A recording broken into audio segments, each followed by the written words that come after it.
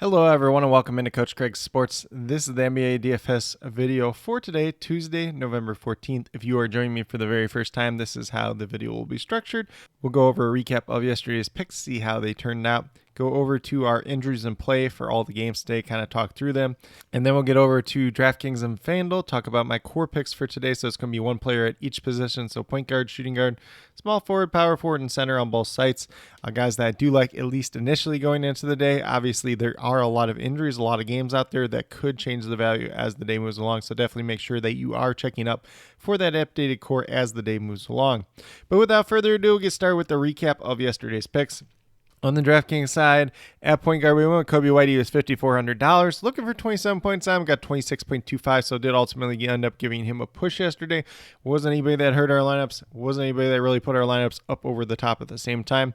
Then at shooting guard, I went with Grady Dick here in our updated version. If you went with Kevin Huerter, I believe he still paid off yesterday, but we did get kind of the hints that De'Aaron Fox was going to be back last night, so kind of went away from that. I know a lot of people kind of like Grady Dick when they thought he was going to start, then it ended up being Otto Porter Jr. starting, which I know a lot of people out there were hyping up. I was not on board that train whatsoever. I even wrote that down in my notes. I'm like, this dude has not played over 19 minutes all season. He's been resting on like every back-to-back. He's been taking games off. He is not, the same dude he was once upon a time. He just can't play big minutes at this point.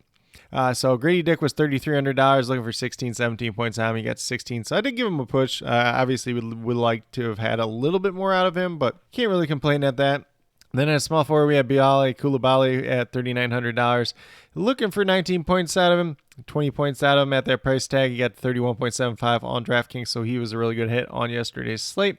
I also mentioned, too, Josh Hart kind of down here, too, if you want to play him over like Coulibaly or one of your other spots. He was somebody that really stood out yesterday with RJ Barrett missing. He was $5,300, looking for 26, 27 points out of him, got to 34.25, so he was an additional hit. Then at power forward, we had DeMar DeRozan here at $7,400, looking for 37 out of him. Unfortunately, only got to 28 last night, so he was a miss. 3 for 14 shooting from the field, so a really poor shooting night from him. Like I mentioned in an updated core, if you want to go to Julius Randle or Pascal Siakam over him, definitely could do that. A lot of different ways that we could approach yesterday's slate just in general. So kind of mix and match in those guys. If you got to some Siakam, if you got to some Julius Randle over him, those lineups probably did just a little bit better. And then at center, we had Domantas Sabonis at $10,100, looking for 51 points time, got to 53.75, so he was a hit as well. So a pretty decent day there. The only true miss that we had was DeMar DeRozan on the DraftKings side. And then on the FanDuel side, at point guard, we went with Darius Garland, $7,600. We're looking for about 38 fantasy points out. Unfortunately, only got 27.6, so he's a miss. So for him, was mainly just scoring the ball yesterday at 16 real-life points. I believe like 6 assists, 1 rebound, didn't do too much else. Otherwise, 5 for 14 shooting from the field. Game was a blowout. Probably plays an extra 2.5 minutes at the very end there too as well. Still not going to get to that price tag, but could have helped us out a little bit at the same time. Then at shooting guard, we had Grady Dick at $3,700. Looking for about 18 or 19 out of him, got to 13.8. He was a miss. Played 24 minutes, didn't get that start. Could have done just a little bit more, but still wasn't a guy that completely killed us at the same time. And then at the same time, said you could go to Josh Hart at either shooting guard or small forward. I ended up playing him alongside both Dick and Coulibaly in my main lineup. And Josh Hart, $5,100, looking for 25, 26 points out, got to 32.3, so he was it on FanDuel as well. And then Coulibaly once again at $4,000, looking for 20 points out, got to 34.9, so he was a really good hit on yesterday's slate. At power forward, we went with Pascal Siakam at $7,700. An amazing day for him. He got to 65.7. Almost even got a triple-double in this game, too, I think. So he was a really good hit yesterday. And then at center, another guy that almost had a triple-double, 1 rebound shy, was Domantas Sabonis at $10,100. We were looking for 50 to 51 points down. We got to 51.8, so he was a really good hit as well. FanDuel, the lineup that I ran out there, I didn't play too much yesterday, but had a $1 single entry, took 5th place in that. It was a smaller single entry, so it was a pretty good day overall there. And then on the DraftKings side for myself personally, kind of just broke even, but a lot of that was because of DeMar DeRozan. But, the lineups that had like Siakam or Randall there did a little bit better overall. So that's kind of what we had for the recap of yesterday's picks. We're going to get moved over to the injuries in play for tonight's slate. So we're going to start off saying that it is a 10-game main slate. There are a lot of injuries, a lot of news that is going to come out throughout the day that's very much going to change a lot of the values that do pop up on the slate. So definitely make sure you're checking up on the comments as the day moves along, and especially as we get closer to lock. But we're going to start off with the Atlanta Hawks, who are without Bufkin and Goye once again, not really in the rotation either way. Trae Young is listed as questionable for personal reasons tonight. We'll see whether or not he plays or not. If he does not play, that changes the slate in a pretty big way. DeJounte Murray is going to look like an excellent play. Bogdan Bogdanovic, I assume, would get that start in that case. He would ultimately be a cash game play on DraftKings and a solid play on FanDuel overall tonight. Then on the Trey Pistons side, they're without Bogdanovic, Duran, Harris, Livers, and Morris, all pretty much once again Jalen Duran out with that ankle injury. So it does open up some Marvin Bagley here if you want to play him. But mainly the guy that's going to stand out the most is going to be Isaiah Stewart. He looks like a cash game play on both sites. Azur Thompson's going to look a little bit better tonight as well in terms of the rebounding perspective. Then we get over to the Pacers, who are all the way healthy at this point in time. For the Philadelphia 76ers, they're without Nick Batum and Kelly Oubre Jr. right now at this point in time. Unfortunately, Kelly Oubre got hit by a car. Hate to see it. It's very unfortunate, but prayers go out to him, his family, and that he can recover quickly. Nick Batum's out for personal reasons, but Joel Embiid is listed as questionable tonight. Do assume that he does ultimately end up playing tonight, especially in that in-season tournament game overall. So, I do like him quite a bit. Whoever ends up being this fifth starter for the 76ers is going to look pretty good as well. And then obviously if Joel Embiid misses, we're probably going to go to like Paul Reed here, who would be an excellent value. But do assume that Embiid's going to play in this in-season tournament. For the Miami Heat, they're without Tyler Hero and Caleb Martin once again. Josh Richardson listed as probable. So a couple different values you can go after on the Heat team overall, just taking some shots on some guys there, but more of a GPP tournament team just in general, although it is a pretty good matchup against the Charlotte Hornets. And then on the Hornets side, they're without Bouknight, Bridges, Martin, Neil Aquina, and Terry Rozier all once again, and then Brandon Miller and Gordon Hayward both listed as probable for tonight's game.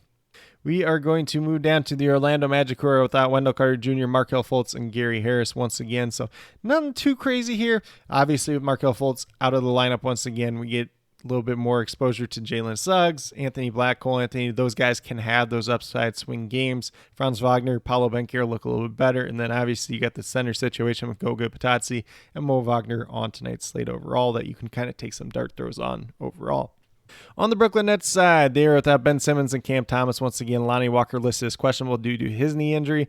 But at the same time, we got Cam Johnson back recently. We got Nick Claxton back recently. So there's going to be a couple values on this team, but then there's also going to be kind of this cloud where we don't know what this rotation's fully going to look like with a lot of these guys coming back and get a little bit more healthy. And then we move over to the Spurs, who have Keldon Johnson, Trey Jones, and Jeremy Sohan all listed as questionable for tonight's game. If all three of these guys ultimately end up missing, there's going to be a ton of value on this Spurs team overall. But, if it's just like Jeremy Sohan and Trey Jones, we're probably going to get some point guard value, whether that ultimately ends up being Malachi Branham getting the start and kind of playing that point guard role, whether it ends up being Chetty Osman operating as a facilitator role, or even Devonta Graham, who's kind of just been around this year, dusting him off and getting into that role. There could be some value options there, but then obviously if all three miss, then you're probably getting, Malachi Branham in that starting lineup, maybe Devonta Graham, or like a Chetty Osman, or like a Doug McDermott even. Then we move over to the Oklahoma City Thunder, who appear to be all the way healthy at this point in time. Then we move down to the Dallas Mavericks, just Maxi Kleber out once again tonight, so no changes there. For the New Orleans Pelicans, we got Jose Alvarado, CJ McCollum, Trey Murphy, and Larry Nance all listed as out, and then Herb Jones listed as questionable. We'll see if he plays or not. If he doesn't play, it's probably just Dyson Daniels in the starting lineup either way. This Pelicans team's priced pretty effectively for all the injuries that they do have at this point in time. Move over to the Portland Trailblazers, who are without Malcolm Brogdon, Scoot Henderson, and Anthony Simons once again. Probably seeing Skylar Mays starting at point guard once again. He's pretty effectively priced at this point, so there's no real value to be had there.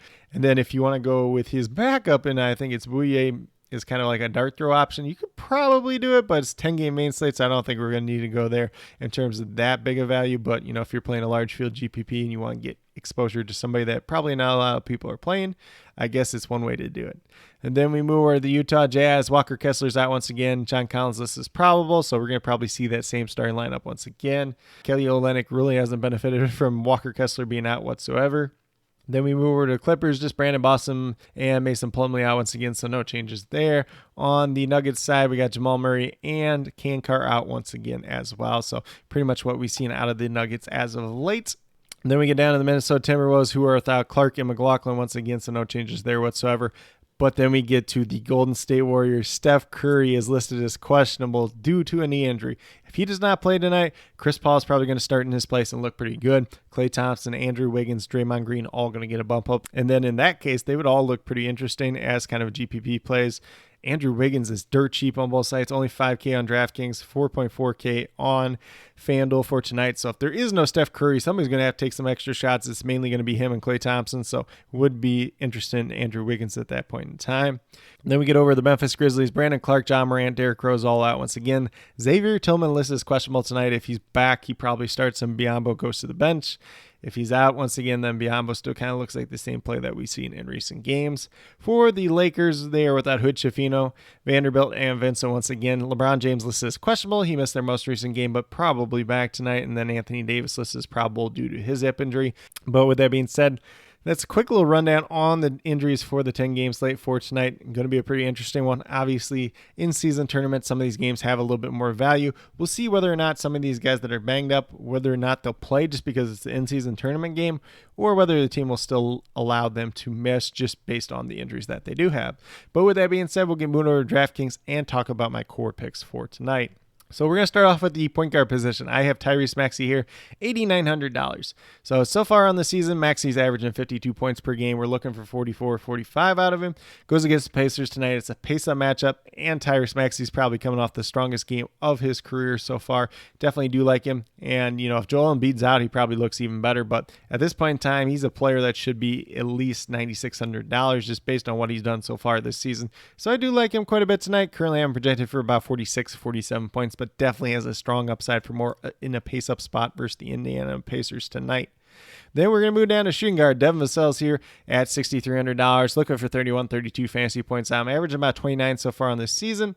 It's kind of a neutral matchup versus the Thunder today, but look at all those guys that are potentially out for the Spurs tonight. Devin Vassell back, healthy, playing full minutes, and on a good day, he can outproduce this price tag on his own. Then you factor in all those guys potentially missing. He's going to look like a really good play today overall. Currently, I'm projected for 33 fantasy points. Does definitely have some upside for more as well. Then we're going to get down to small forward, Bogdan Bogdanovic for the Atlanta Hawks. He's $4,900. We're looking for 24, 25 fantasy points out of him. 25.5 on the season so far. Goes against the Detroit Pistons tonight. Just a very solid matchup. Then you have the factor if Trae Young misses, he's going to look even better. Currently, I'm projected for 26 points. And then if Trae Young misses, if he gets in that starting lineup, he plays close to 30 minutes, he's going to look like a very, very good value on today's slate overall. Obviously, this is one that could change throughout the day, especially if Trae Young gets ruled in and we get some other value opening up as well. And then we move down to power forward with Aaron Gordon, who's $6,800. Too cheap on DraftKings at this point in time still. Looking for 34 fantasy points on him. He's averaging 33 on the season so far. If you look at what he's done since Jamal Murray's been gone, it's almost 40 points a game. I believe the last game was just a little bit under that, but no Jamal Murray once again, still taking on that facilitator role, still getting a higher assist rate, still taking a couple more shots here and there as well. So definitely do like him once again. And with that being said, I currently have him projected for 37 fantasy points today, but definitely has a strong upside for more as well. And then last but not least, we get down to the center position with Isaiah Stewart of the Detroit Pistons. There's no Jalen Duran. Once again, he's $5,700. His price tag without Jalen Duran probably should be closer to like $6,400, $6,500. So quite a bit of value there.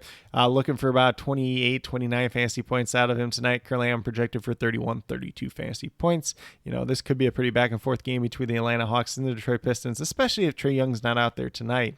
But with that being said, if you go with these 5 players that I do have listed here, you'll have $17,400 remaining. Only $5,800 per player, but like I said, there's going to be a lot of value opening up on this slate as the day moves along. We got Robert Covington, probably that 5th starter for the 76ers tonight. That is a cheap play as well. So it may not sound like a lot of money left over at this point in time, but if you factor in throwing in like 2 of those cheap value guys, you can still pay up for a stud player at the same time with this core 5. But with that being said, we're going to get moved over to FanDuel and talk about my core picks over there as well. So on the FanDuel side, I'm assuming a little bit more that certain guys are out. So at the point guard position, not a true guy that stood out for me right away, But I like Chris Paul quite a bit tonight at $6,100 if Steph Curry ultimately ends up missing. If he doesn't, this pick's one that's going to change very much throughout the day. But at $6,100, you're looking for 30 to 31 fantasy points out of Chris Paul. It's a good pace-up spot versus the Timberwolves tonight, even though the Timberwolves have been a little bit better on defense so far this season. And with Chris Paul, the one thing that you know is always going to be there is assists. But if he's out there, he's playing 32 minutes in this game, he's going to look really good. Currently, I'm projected for 32 fantasy points, assuming that Steph Curry ultimately does end up missing tonight. Factor in the in-season tournament game. The Warriors say they want to leave a legacy and win the first one. It makes it a little bit more difficult to believe that Curry's going to be out. But if he's out, Chris Paul looks like a great value on both sites. He's $6,100 on both sites and definitely could be a guy that breaks the slate overall.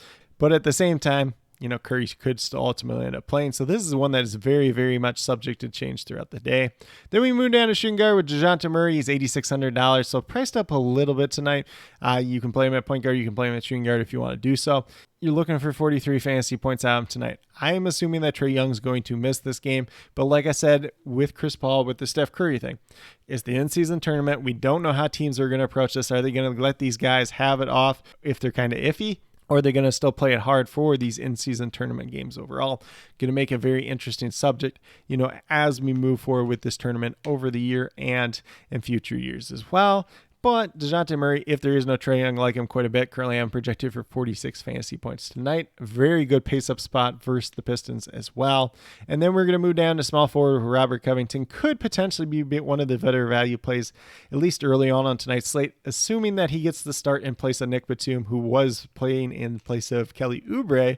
So $3,900, you're looking for 19, 20 points out. And currently, I'm projected for 22 fantasy points tonight. Obviously, the more minutes he plays, the better he can do, the more opportunities there are out there. And then at the same time, if you want to factor it in, you want to say Joel Embiid potentially misses this game, which I doubt is probably going to happen for Embiid, that Robert Covington could have some extra role, some extra usage, some extra minutes to go around for that team overall. And then we move down to power forward with Isaiah Stewart. We mentioned him on the DraftKings side already, but $5,700, probably a guy that should be closer to $6,400 at this point in time with no Jalen Duran out there. So looking for 28, 29 fantasy points out. He's averaging 24 so far in the season, playing big minutes. He's been closing the half. He's been closing the fourth quarter, and doesn't seem like Marvin Bagley is going to be out there in those situations. So more rebounds, more opportunities to go around for a guy like Isaiah Stewart tonight. Pretty decent spot versus the Atlanta Hawks. Should be a back and forth game as well. Currently have him projected for about 31, 32 fantasy points tonight. And then last but not least, on the opposite side of that game, we have Clint Capella at $6,200. Don't expect that Capella is going to be here by the time we reach lock, just because there's going to be another value that pops up at the center position, or a value that's going to pop up somewhere else that we move Isaiah Stewart over to that center position, or we unlock either Joel Embiid, Nikola Jokic, Anthony Davis at the top as well. But for the purposes of this video, throwing Clint Capella down here as he's one of the better projecting guys, at least early on today at $6,200. Looking for 31 points out. He's averaging 29.5 so far in the season. And the games that he's got normal size minutes, he's been doing really well. Obviously, you got the Onyeka Okongwu factor behind him, where some games he comes out and plays really well and it hurts Clint Capella. But I currently have Clint Capella projected for about 30 fantasy points tonight. So especially on the FanDuel side today, there is a lot that could change as the values do open up throughout the day. So definitely make sure you're checking up as we get closer to lock for that updated core, about 15 to 20 minutes prior to lock, left as a pinned comment. Might leave some additional notes in there once again today, as I did do on yesterday's slate.